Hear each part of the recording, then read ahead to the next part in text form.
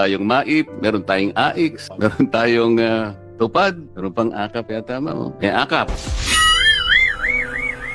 Pagka po sinuma natin itong 5 ayuda na binibigay sa ating mga kababayang nasa panig ng Maralita, Secretary, correct me if I'm wrong kung nagkamali ako ng pag-compute, pero parang 194 billion pesos lahat.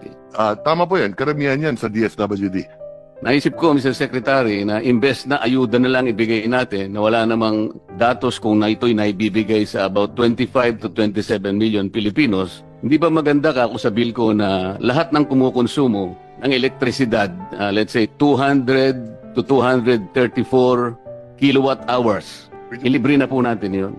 Kasi po, pag kinuwenta ninyo yun, that will only be 120 billion pesos. Makakatipid pa po tayo ng about 74 billion. Pagkatapos ipamimigay bilang ayuda, wala namang guidelines. Libre. Mas mabuti pa yata, mas practical, na ibigay na lang natin na parang subsidy sa kanila. Siguradong mapupunta sa kanila, walang corruption, wala pang magpapasikat na politiko na akala mo galing sa kanila.